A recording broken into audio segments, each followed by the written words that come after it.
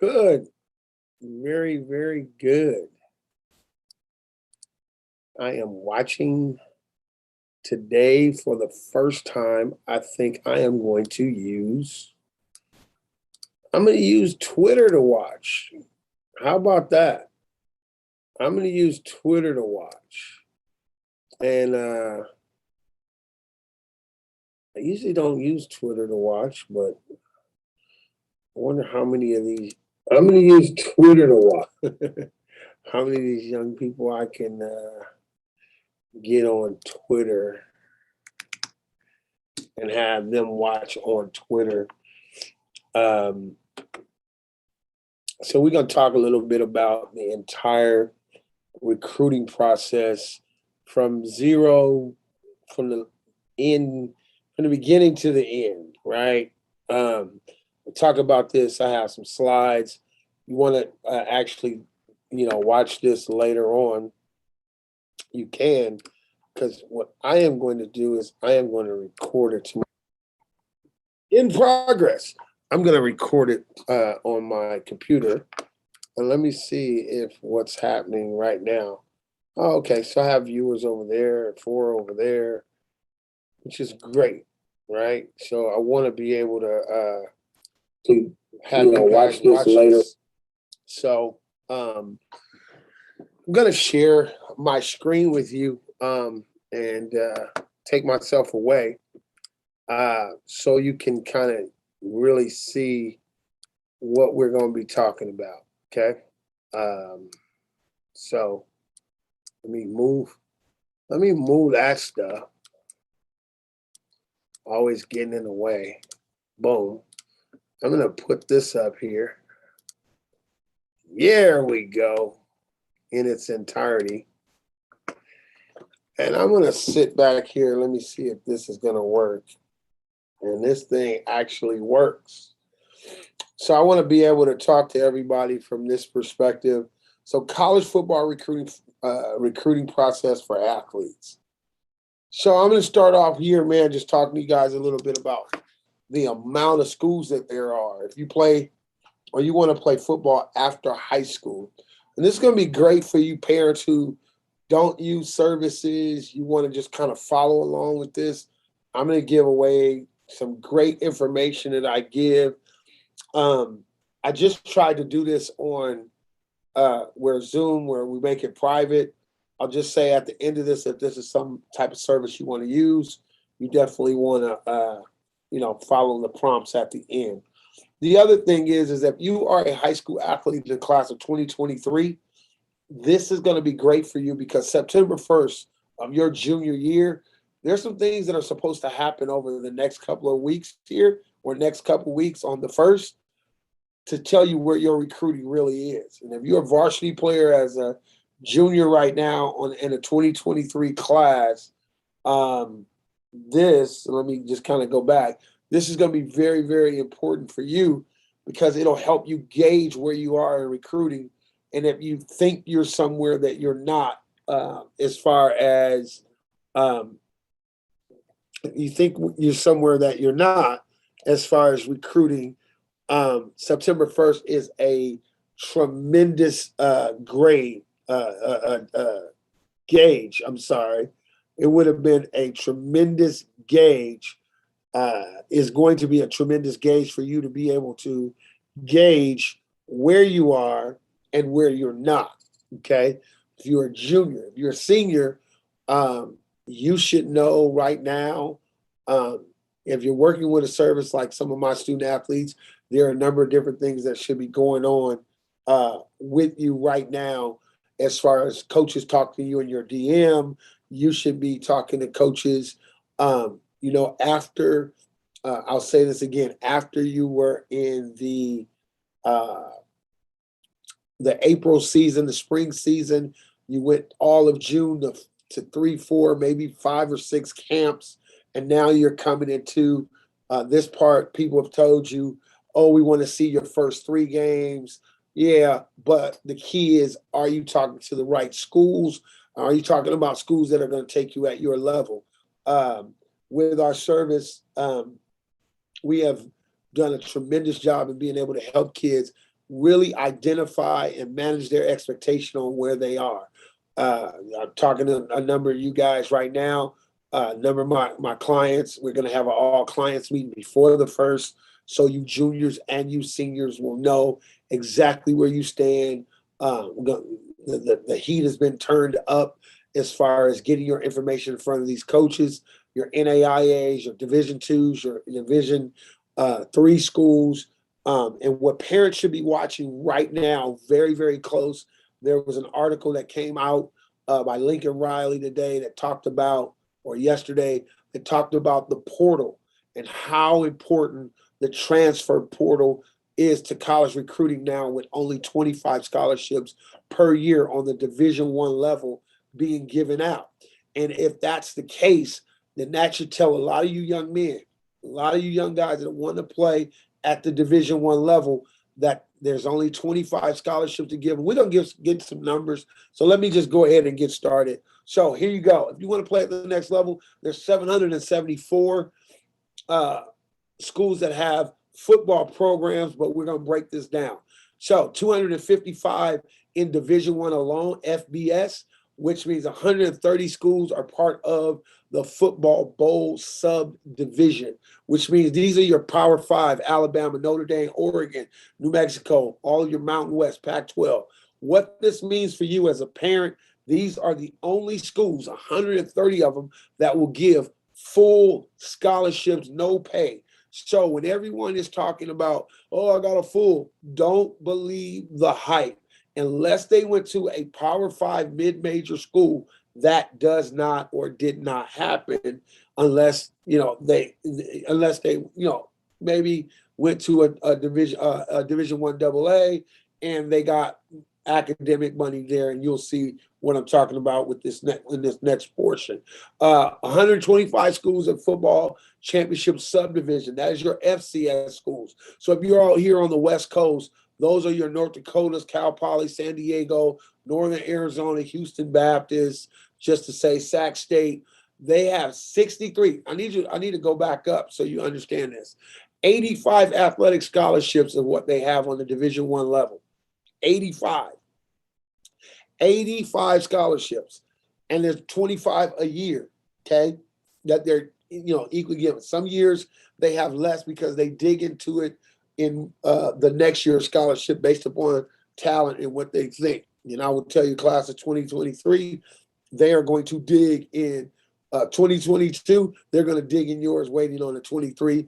The 23 class is very, very hot. And I will say, if you are not with a service and if you're not using somebody to help you in that process, you're a 2023 mid-level guy, meaning you are a guy that starts on varsity but haven't really heard from a lot of schools. You're in an area like a rural area like Bakersfield, Fresno, Merced, Modesto, in the middle parts of California. As far as recruiting, you're going to need some help. I'm telling you that right now. So next group, that 125, Division I AA, they only have 63 athletic scholarships to spread over 85 guys. Everybody doesn't get equal amounts. That says not equal amounts are given to each guy, and academic money can be stacked into that. So this is why a school like a Cal Poly or a Sac State or Weber State or these schools that are 1AAs are going to ask you to have a 3.0 or better, because they can get you academic money along with your athletic money. So you want to make sure that those are things that you take into consideration. And then there's 169 schools in Division II. Right now in California, we have none. So if you plan on going to Division II and you go, well, I don't want to leave California, you probably there's not an opportunity for you to play. Azusa Pacific just got rid of their football program. Humboldt State got rid of theirs about 4 years ago. So we have no Division II schools. Closest is going to be in the Oregon's Portland area. You may have, in those or Oregon area, as well as possibly, I'm not quite sure even about, maybe in the Washington, Seattle, Washington, or up northern Washington areas. So you want to make sure, and at that Division II level, there's 35 athletic scholarships to be spread out over 85 players. not equal amounts, and academic money can be stacked. And I can tell you of that 35, they're going to give those to their guys, the guys that they think are the guys are going to get, some of that money full. They may give 5 of those, and then 30 of the other ones are going to all be, 50%, 40%, depending on your academics. So student athlete, that is why it is so important to make sure that you have your academics in place, because that's where your money is going to come from. And you have to understand, and I want to say this to parents, that each level of college football right now is getting better and better because of name, image, and likeness, because there's so much money involved in college sports. Please don't believe, oh, well, he'll just go D2. If you really look at the numbers on here, if you really look at these numbers, 35 scholarships are given to spread out over 85 players. That is 60 more kids than you have scholarships for. So you have to break up that money to make a good team. And this is why guys are not vying to go, D2 is tough. And this is why D2 programs build their programs based upon a combination of a number of things. JC guys and high school guys bounce backs from other colleges who already have 2 or 3 years of school, because they're only going to be in school a year and a half or 2 years. They don't have to give them as much money because they're not going to be there as long as a 4-year guy. So you have to understand that that is the biggest part of this process, biggest part of this process in the recruiting field. So these are your NCAA Division I, Division II. They don't put Division III because they do not offer athletic scholarships. Division III is going to be completely all academic based, but you can get a great package from a Division III school. I have a number of athletes that have gotten good packages from Division III schools based upon if you have a parent that is military, you're gonna stay at school in California. There's something called the WUI loan if you're gonna go to school in Montana, Oregon, Arizona, and a number of these other places, which makes you they give you like $12,000 to $14,000 right off the top. So we want to make sure you research all of those different areas if you're gonna be a college athlete looking at a Division III program. Okay, but you need to know that your NAIA programs would add another 120 to 125 schools to that 774 number, and they're going to be more like your Division II, where they're going to give you, or Division III, or your Division I AA and Division II, where they're going to be allotted a certain amount of funds, and they're going to be able to give you academic money, athletic money, and a combination of financial aid if you have not saved any money for college. So your student athletes should probably want to be looking at having at least a 3.2 or better. I think right around 3.0, they can give you some good money. 3.2, 3.4, you can get some great money along with football money, which will essentially put about 85 to 90% of that of your school in paid for. So if you got 3.2 GPA, 3.4, 4.0 better, and you just really want to play, get your degree, there's some great NAIA programs out there with every sport. The NAIA is the National Association for Intercollegiate Athletics. It is just like the NCAA. It is just another organization that governs their 120 or 25. Well, they have actually more, but only 124 or 25 have football programs. They have track, golf, and either of those. Also want to say that we do more than just football. We do football, baseball, basketball, and all those other sports, but football is the mainstay in a recruiting service. So this is if you want to play at the next level. I want to say you have options. Everything and everyone is not going to be a Division I guy, okay? Every guy is not going to be a Division I guy. Everybody's not going to be an 85 athletic scholarship all paid for. It's going to be some combination guys of 1 AA.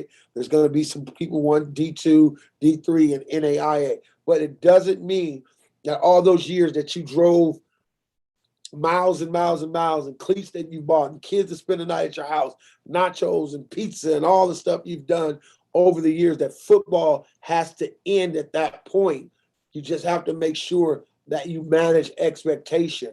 Okay, that we're managing expectation, because if we don't manage the expectation, as I'm telling the class of 2023, a great gauge, September 1st of your junior year, is when these coaches can now start following you on Twitter and start talking to you in your DM. So I would tell, and I will give you this tad bit right now. If you've been following coaches that have not been following you back, it's been because they have to wait to that, that September 1st date. I would start unfollowing and following those coaches again right around the end of this week, early next week, because they're going to get that notification, and then you're going to be able to give a good gauge of where you are in the recruiting process. All right. So let's look at some word phrases here when it comes to the recruiting process. Okay. Contact period. Parents, contact just says college coaches can say more than hello face to face to get you off of to get you off of their campus. They can get you off campus. They can do this off campus. All right. Contact period. Coaches may talk to you face to face, email, text you, call you, watch you practice, and watch you compete. So what we're coming up in September, first week, second week of September, is a contact period. So some of you guys that are playing in your second, third game is why these coaches said we want to see how you are your first and second, third game, kind of look at your early season huddle, see where you are, is because they're going to be able to be out again. Hopefully, because of the pandemic, we haven't had coaches out in the last year. Hopefully we'll get them out and they'll be able to come to your game. If you're at a school where guys are getting recruited, there's big time recruit there, you're probably going to see more coaches than you would at other schools. So this is a very important piece to this process. So college coaches may talk to you face to face. Evaluation period. This is the period in which college coaches cannot talk to you face to face unless you are on their campus.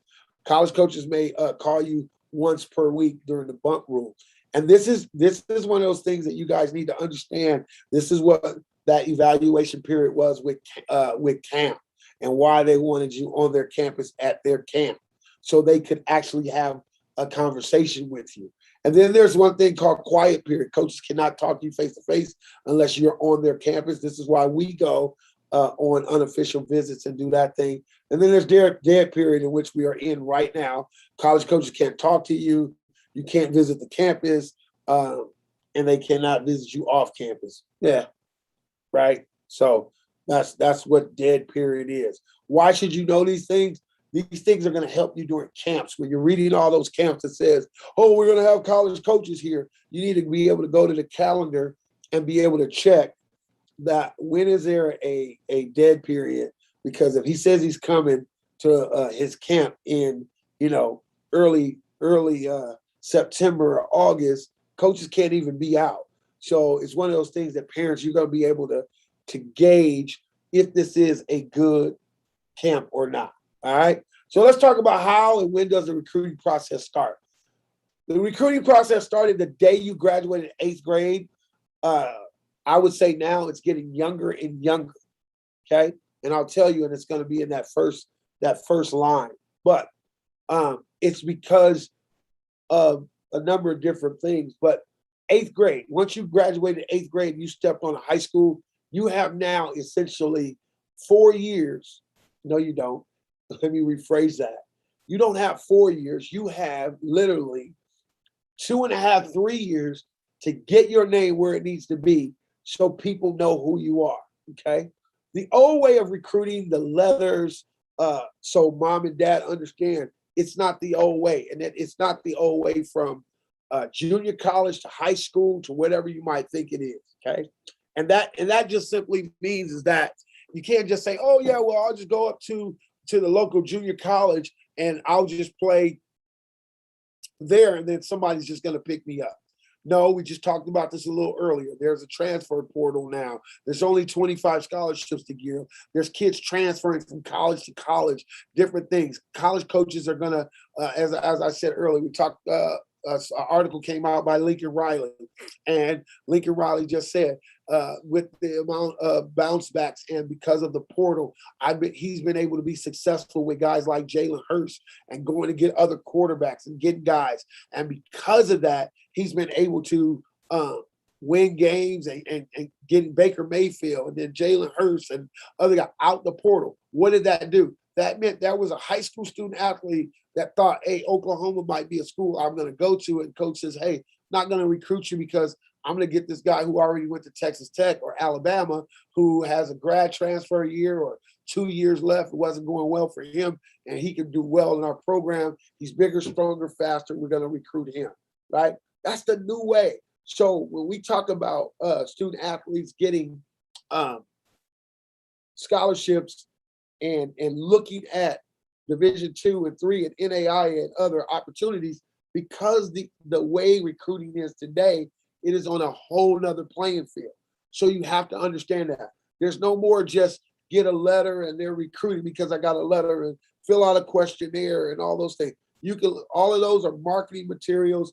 Kids today, because of social media, have helped a lot of colleges promote their schools. So if I recruit a kid who has 1,000 followers or send him an edit, he's going to put it up. And if that edit says Fresno State and has his name on it, you better believe your name is really small, but that bulldog and that logo and all that other stuff is bigger than your name. And that kid is sharing that on Instagram, sharing that on Twitter, sharing that on Snap. He's sharing it, and it's a marketing tool. So you have to understand when you're being recruited and when you're being recruited to help with marketing. There is a difference. All right. The new way is very simple. We're going to talk a little bit about it. There's a lot that goes on right now in the new way of recruiting. That new way of recruiting, in no other time have you ever had. You had blue chip magazines and all that stuff, but because of social media is making up of about 85%, almost 85% of all of your recruiting. Coaches are using the internet to find names, to find out who kids are. So the number one thing that a high school student athlete, middle school athlete, I'm going to tell you all the way down to a 7th grade athlete has to have what's called is an online presence.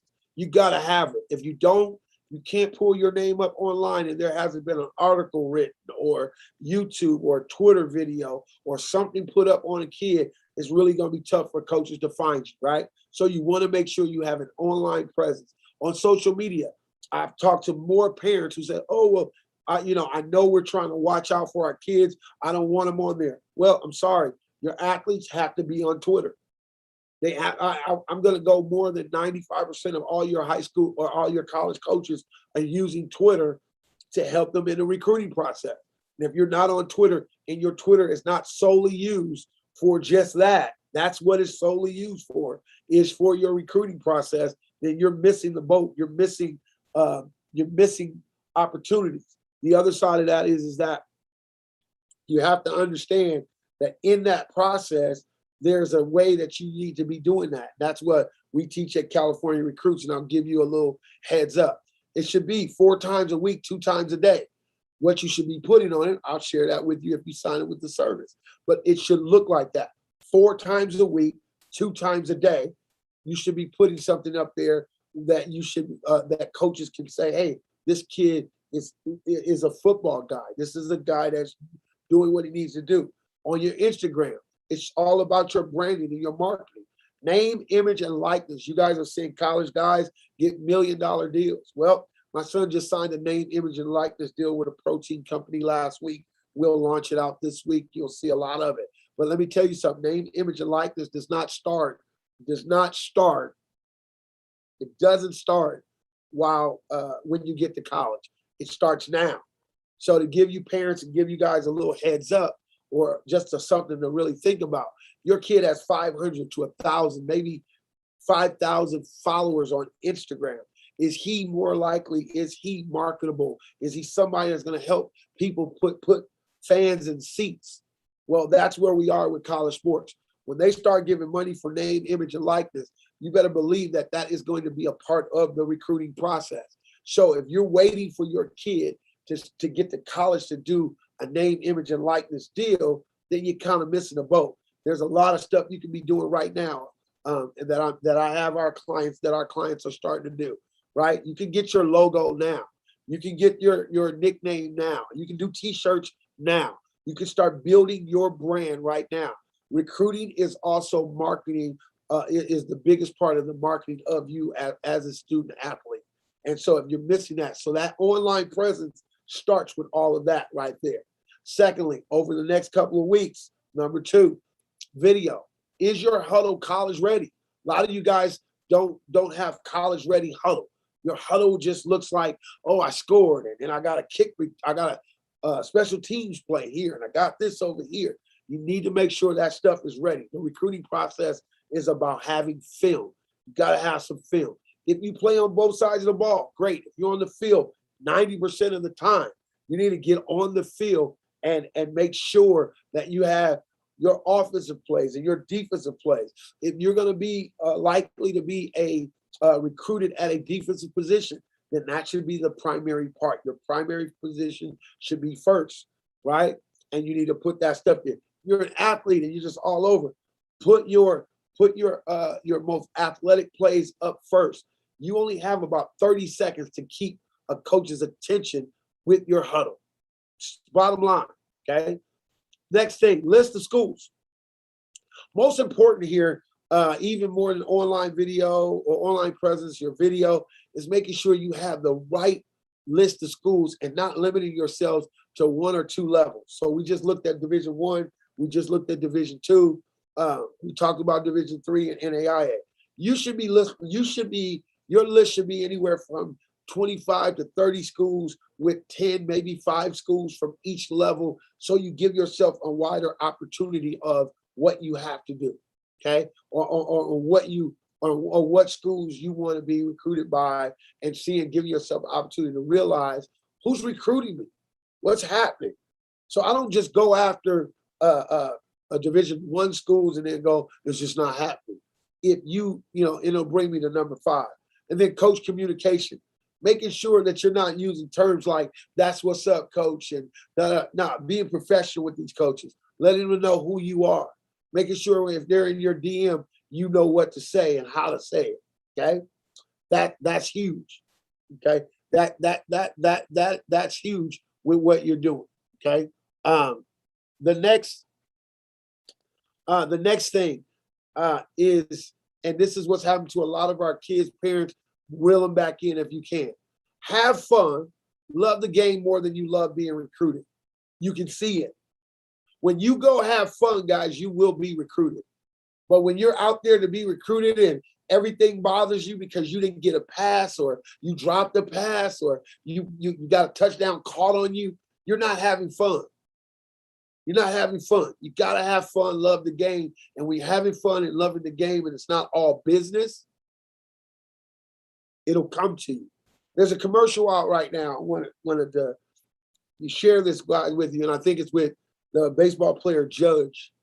And he's in the commercial, and they said, "Man, what are you doing?" He said, "I used to smash the ball," or something like that, about hitting home runs. And he's smashing the ball. And he says, "I went back to Little League in my mind. I went back to when I was a young kid. Remember when you played and it wasn't about scholarships? It was just the love of the game, the smell of the grass, camaraderie of your friends and your family being at the game, and just winning that game. But when you can win a game and walk off the field and not feel good because you're so concerned about recruiting, then you're going to have problems with being recruited, because coaches can tell on film. All right. So those are the 5 essential things that you need to be worried about in this whole process. All right. Recruiting gauges, September 1st. It's coming up. If you're 2023, junior year, telling you right now. So it's a big recruiting gauge. Your ability to communicate timely says a lot about your character. Some of you guys are in school when coaches are going to be DMing you. The number one thing, I'll give you another tip. Never respond to a coach in the middle of the day while you're at school. Wait for a break and say, Coach, I am on a break right now. I am in class. Can I call you after practice? It is a trick coaches want to use to see where you are. If you can talk to a coach all day while you're in English, you probably won't be being recruited by that guy. If he can call you at 10 o'clock and you're sitting in your history class and you are texting back and forth with a coach, he's going, oh, are you in class right now? Watch your ability, right? It's a character thing. General correspondence can begin freshman year. So when can we start talking to coaches? When we said, when does this start? Questionnaires, camp brochures, non-athletic institution publications, NCAA educational material published by NCAA only. You can start answering those publications right now.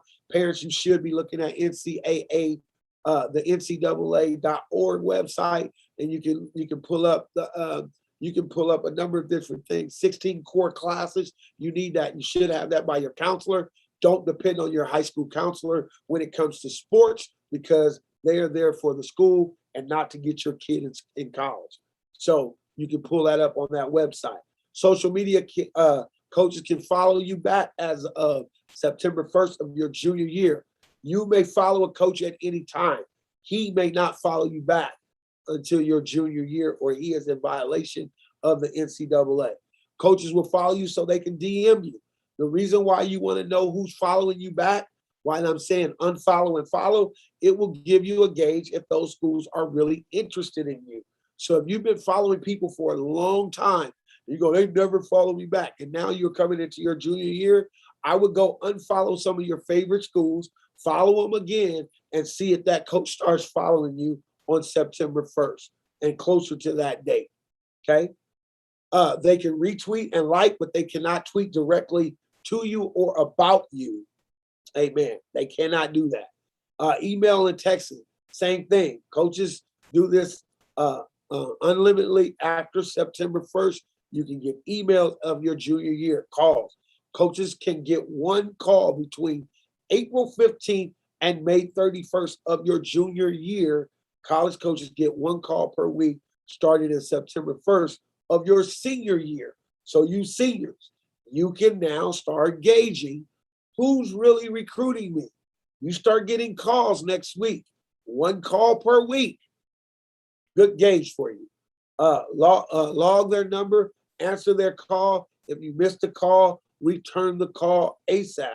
I have other clients that say, hey, I wasn't able to make it out to the school during this time because of whatever reason. Hey, you may have missed that time. You need to reach back out to those coaches. You tell a coach how interested you are. So let me share that part with you. Kids, if it's a school that you've never heard of, call them back anyway. If it's a school you feel like, I don't know if I want to go that far, call them back anyway. Recruiting, you need to be recruited.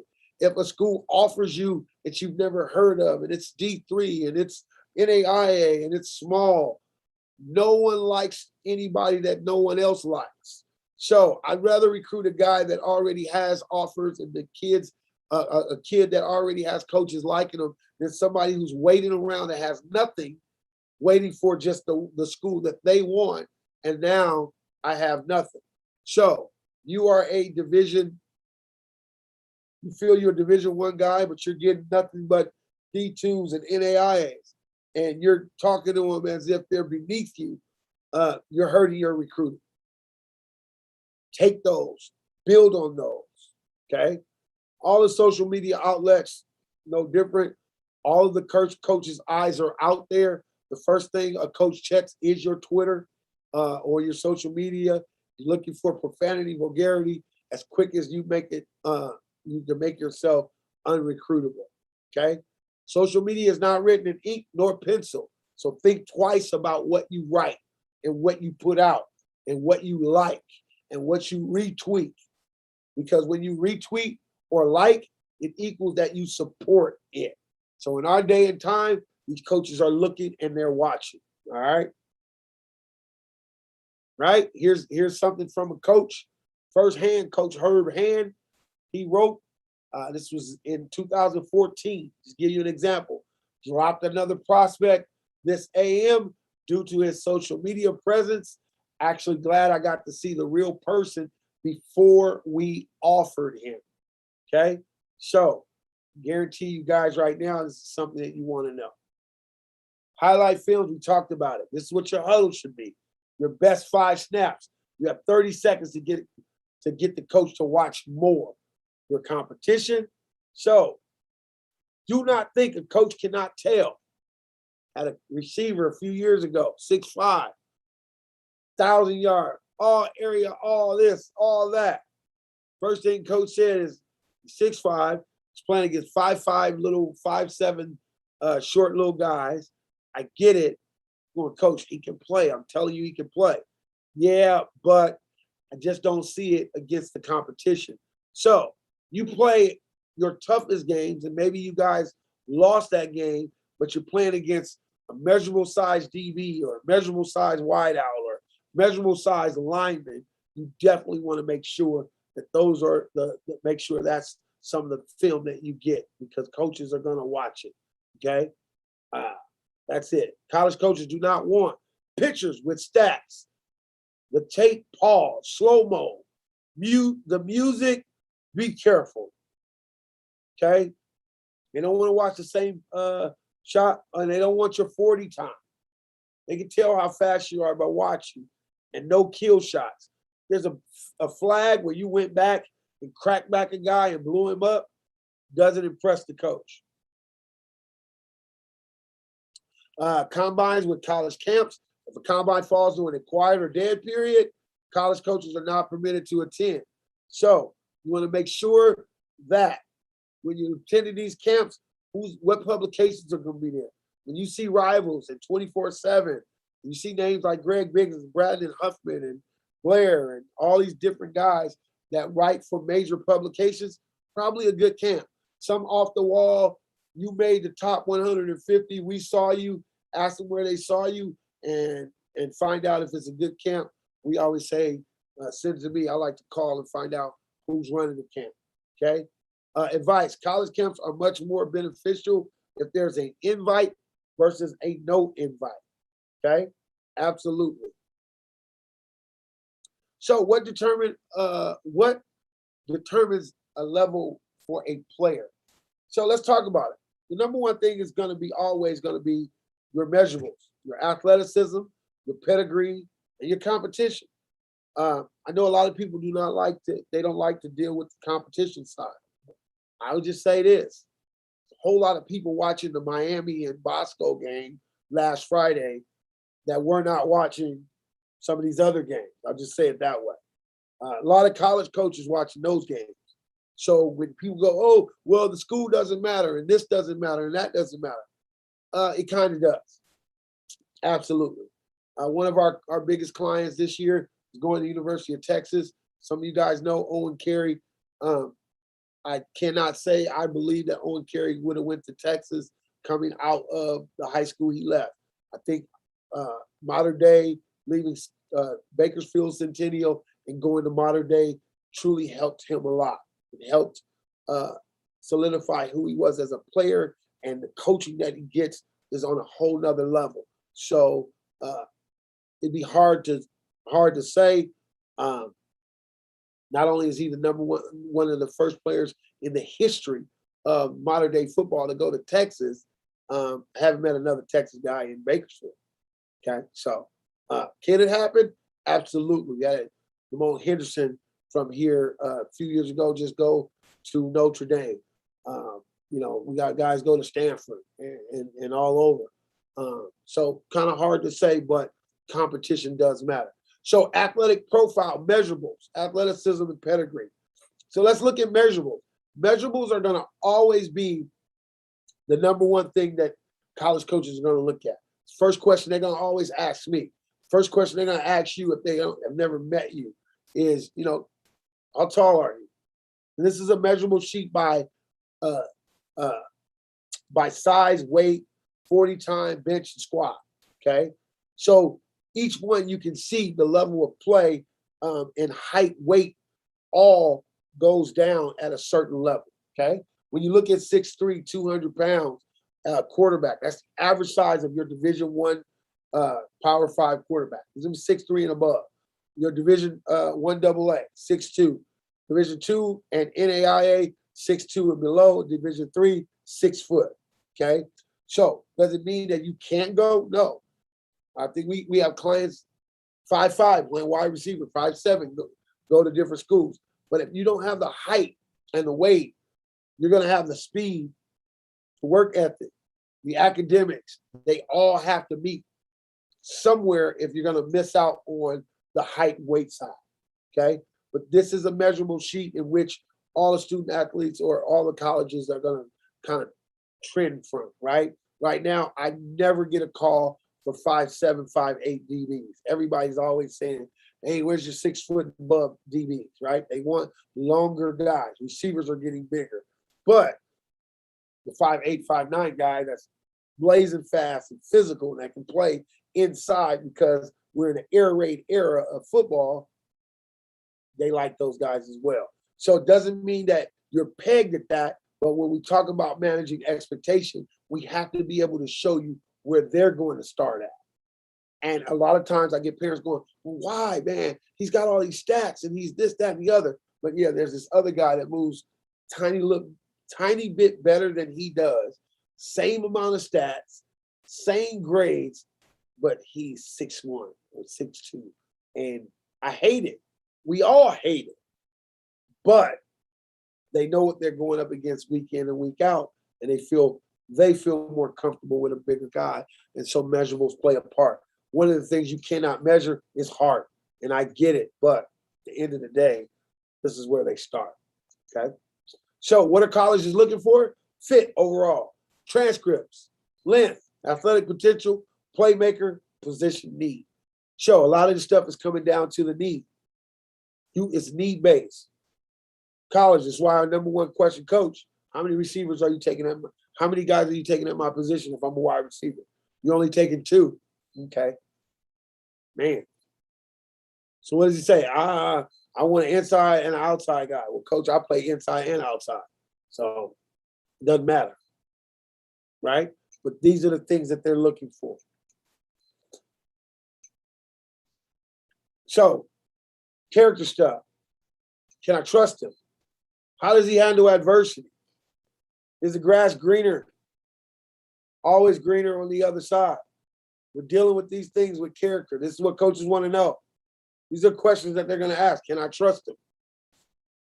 How does he handle adversity?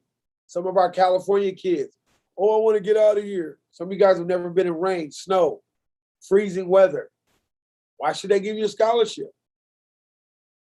Okay? Are you going to be in the portal? Because I was a 5-star coming out of high school, I came out here. No, you start all over. You're a freshman. You're nothing. Your stars went away the day you signed on the dotted line and you got here, you became a freshman. I'm better than everybody. You haven't proven yourself. Well, I'm ready to leave. Here it is. Can they trust you? What is an offer? So how do I get recruited and get offers?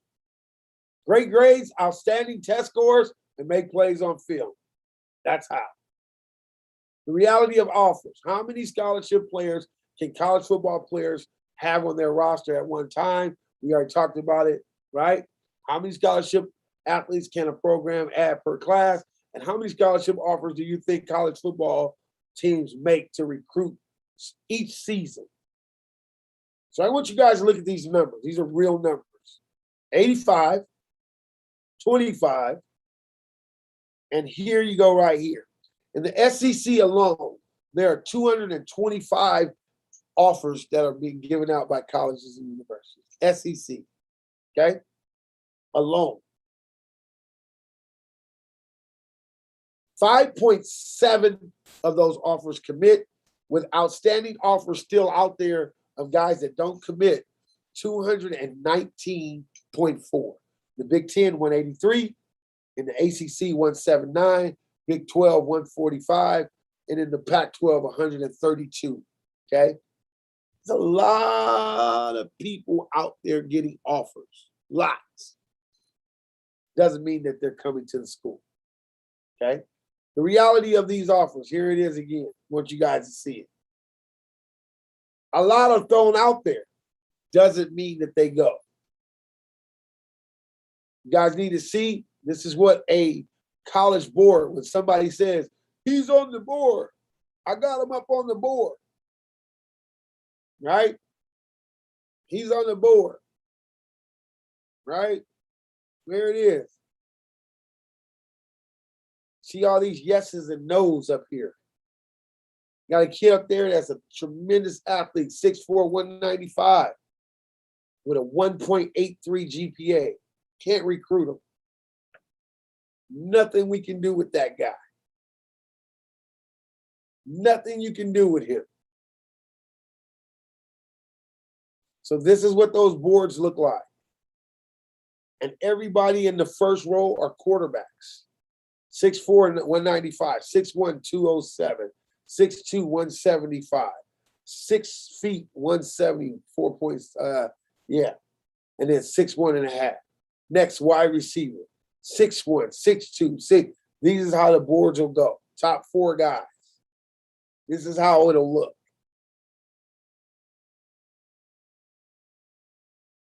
Okay?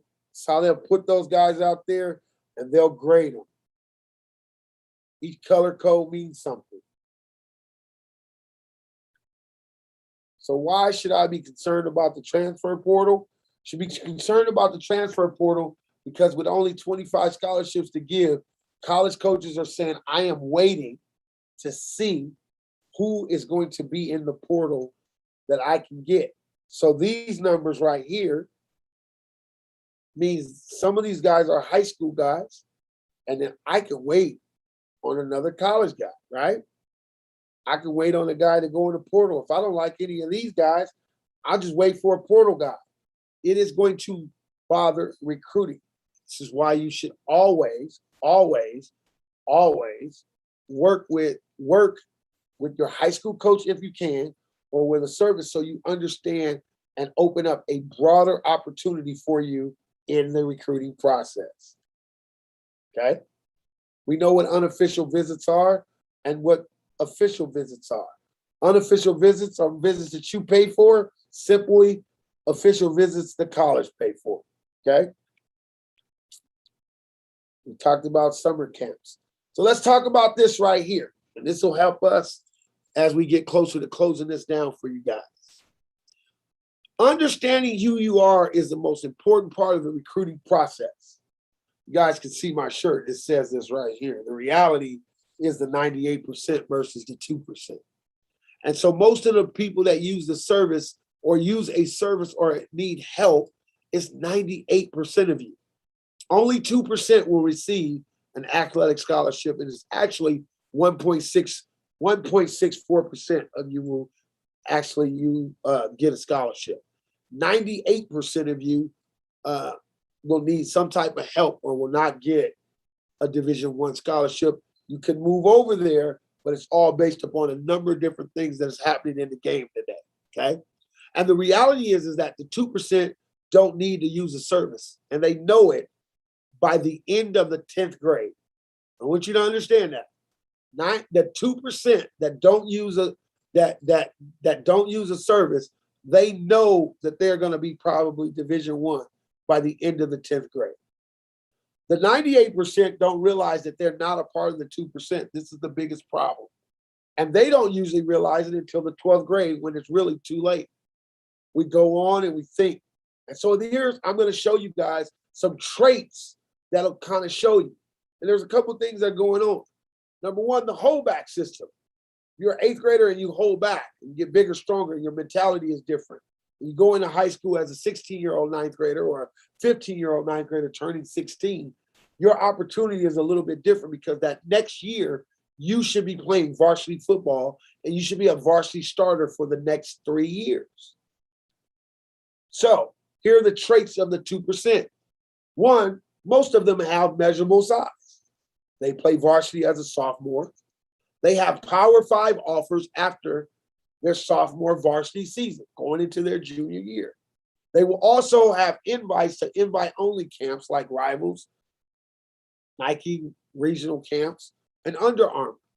And you usually can find those guys on recruiting sites such as 24/7 Sports, Rivals.com, ESPN 300.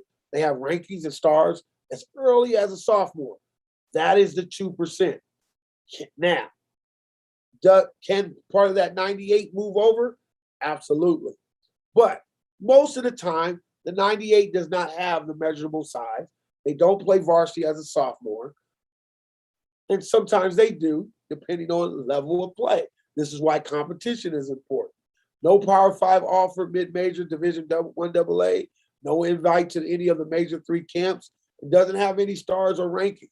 But the 98% can always move and become a part of the 2%. But they first have to understand where they are not, where they are and where they are not. And that's the most important part. I am not a Power 5 guy, but I'm a college guy that wants to play at the next level. And there's hope for you, and you're going to get an opportunity. There's some guys, I use Owen Carey kid, measurable size, 6'3", 235 pounds, 4'5'9", 4'5'8", just in another area where nobody knew who he was. 2% guy. Varsity as a sophomore, varsity as a junior, varsity as a senior now, in a different environment, different pool, training, putting his name out, doing the things that will help.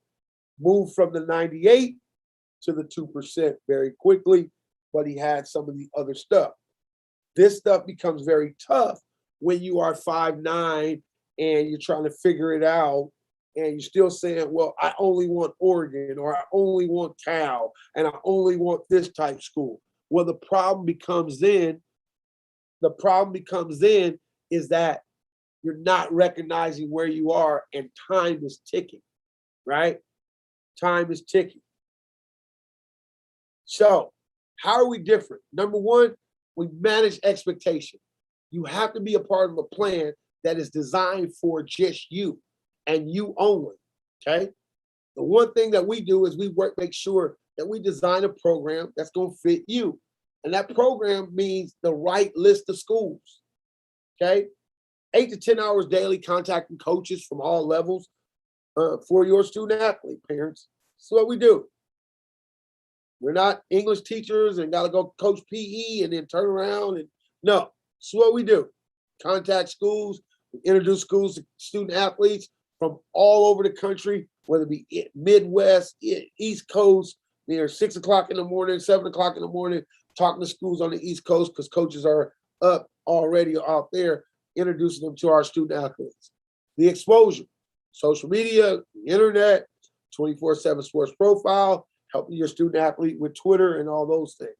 Recruiting classes for parents and student athletes, so you understand what the portal is, how to navigate 24/7, how to go look at and do a roster search. I don't even know how many kids are on my son's team. Why would I want him to go all the way to Kansas? Well, is there any other California kids there? Yeah. It's 13 kids on the roster from California, 4 from the same area. Wow, I didn't know that. How long has the coach been there? We need to have better understanding of where we're sending our kids. What are the majors there? Do they have my kid's major? That's why we use direct promotion and match based upon the student athlete client profile. That's why I want to ask your kid, what does he want to major in? It's bigger than football. We're talking 98% versus the 2. Well, let's talk about 1% of the 100%, the 1% of that won't go to the NFL. There's another 99% that'll actually go get jobs. So we want to talk to them about what they want to major in, put them in a good college experience for the next 4 years, maybe put them in a position where they can get their master's degree at a great school, and from there, go from there. Oh, he's killing his dream. He wants to go to the pros.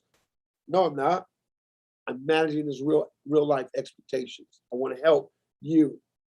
And if I ask most of the parents right now, parents, you didn't have to pay for school. Oh, yeah. But then we start saying where it is. I don't know about that. So you need to really be having these conversations. So at California Recruits, we work from the bottom up, not the top down. Most of the kids, if kids are watching on Twitter, most of you guys want to start at, well, I want to go to Alabama, but if it don't work out, I'll go here. No, it starts from the bottom up. We build it. That's why it is best for you to sign up with a service if you're going to be working as early as the 8th or 9th grade, because you can do the build up. Guess what? NAIA schools and Division III schools can talk to you as early as the 9th grade. Now you're getting familiar with coaches. The revolving door of coaching, guess what happens? That NAIA coach may become a D2 coach by the time you're a sophomore. He may be a Division I AA coach by the time you're a senior. Why wouldn't you be starting from the bottom up? Because the D1 school can't talk to you really until your junior year, September 1st of your junior year. And some of you guys are going, well, how are these little 9th graders and all these other guys getting these offers? Just somebody knows somebody and they talk to them. But let's ask if those offers going to stand. Are they going to be there when that kid finishes? And you know what usually happens?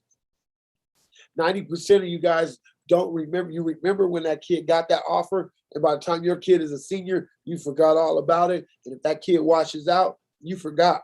Nobody remembers it at all.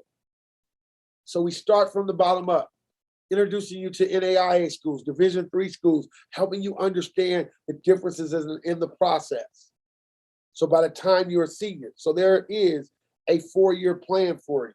So our freshmen, online presence, getting your video ready at the end of the season, making sure we're the right list of schools. We put an email template together for you, and we might send out to the colleges. The list of the right camps and combines when April when the spring comes. If you're playing 7-on-7, if you're going to the right camps and combines, you're not spending time somewhere as a freshman that you shouldn't be spending.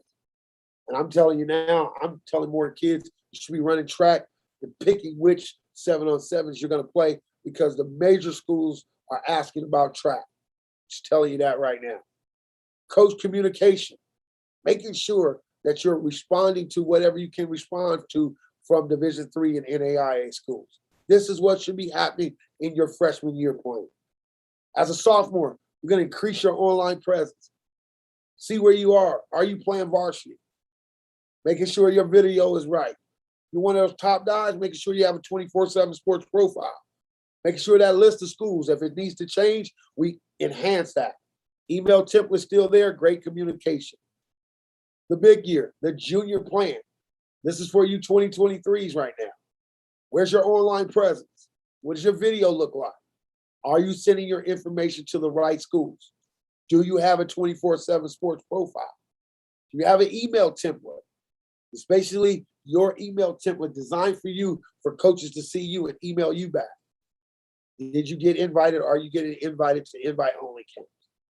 How many unofficial visits did you do over this summer on college visits? How many are you going to do in the spring? And do you have good communication with coaches? And then by the senior year, your online presence is established. Your video is ready. You have a list of the right schools. You have a top 5, maybe a 7. Your 24 sports profile has been updated. You're either, at least our hope is that you're a 3-star, 2-star, 3-star.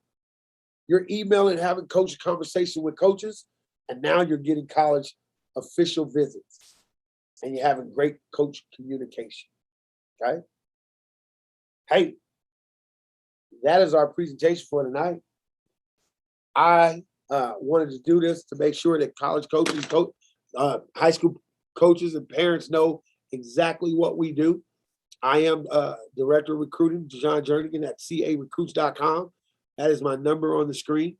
You want help with your student athlete? This month, we are doing a very awesome special. So you should contact us about that. If you are a class of 23, 23, 24, and 25, we are definitely looking for you guys. We have pretty low numbers. We do not work with more than 30 athletes in a class. We really 25, but because of the pandemic, we've added 5 more kids to our load. In the class of 2023, I am at 30, but I will take linemen, D linemen, and a special athlete that I can place, because we give a 100% money back guarantee. If we cannot place your kid, we will give back your money June 30th of your senior year. We will refund you your money. So I don't work with everyone like NCSA or those guys just signing up a ton of kids. We don't do that. We work with student athletes, and if we do not get you a offer that you can commit to, we will refund your money. So we are the only service that does that. So we're very selective in the group of kids that we work with. If you have a 3.0 or better, you hover around 2.7, we can work with you. But 3.0 or better, we can help you with this process. That is if you are a junior or a senior and you're trying to get out right, in these next two classes. You're a ninth grader, we got time to work with you. Definitely motivating part of the service. But you should sign up. Parents should get involved as soon as possible. Recruiting started last year. If you were an eighth grader coming into high school and you play one freshman game right now, and you're not in this process, in this mode, you need to get in this mode and get going. So again, the number's there. The website is there. You can send a message through the website. It'll go right to my email, or you can call us directly, and we will work with you, work with student athletes all over the country. If you're on Twitter, it just says California Recruits. We work with athletes. I have guys like I was about to mention, like Daryl Howard, who's out of Texas. So we are in the process of becoming nationwide recruits. We just love California so much. We have to keep it there. But if it's something that you definitely want to have more of a one-on-one presentation about, we can definitely do it. But really, nothing's going to be too much different from there. If you want to share this with someone, go ahead. A lot of negativity sometimes from coaches say, "Oh, you don't need that." I would stand and argue or stand and debate any coach, and I'd say, "Coach, if you tell them they don't need it, my only question for you is, what do you have for them?" And if you don't have anything in place for those athletes, then you can't say what they cannot use or what they shouldn't use, because our track record speaks for itself. Last year, 91% placement, 22 out of 25. Not that we couldn't place the other ones. They just did not like the schools that we got for them. So we've done very well, been in business since 1995. Have a ton of athletes playing all over, from Division I all the way down to NAIA, and have done very, very, very well for themselves. A lot of guys have graduated and said, "Man, thank you to John. Thank you to the company." So I can tell you guys right now, it is something that parents, if you have an athlete that does want to play at the next level, contact us. Do not let finances be an issue. We do have payment plans and that kind of thing. We help with, but right now we have a huge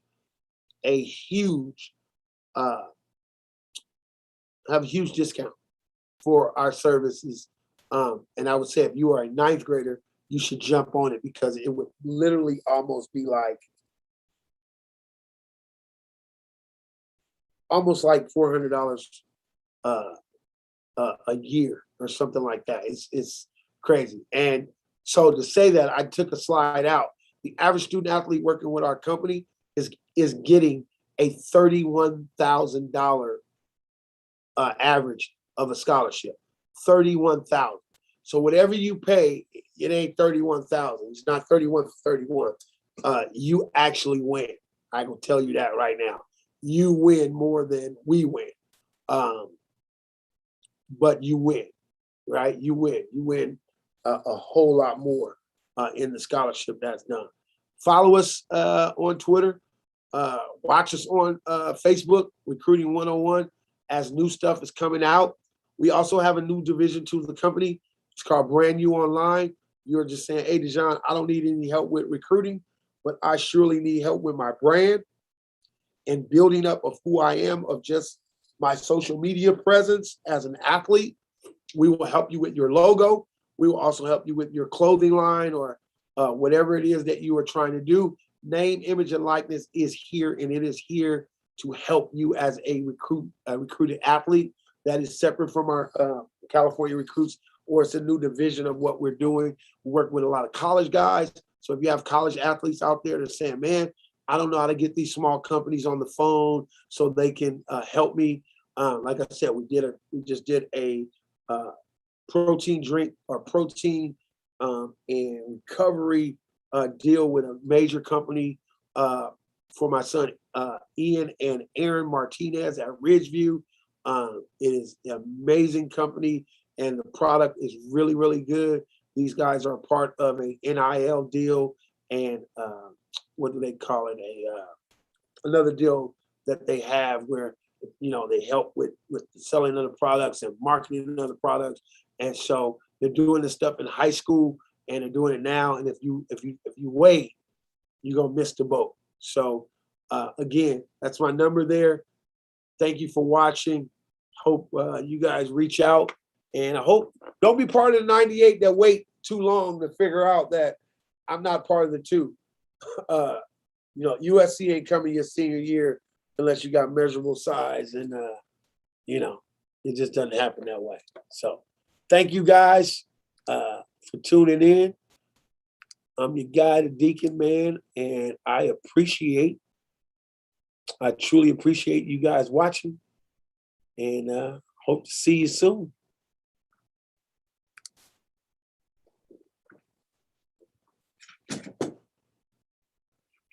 End.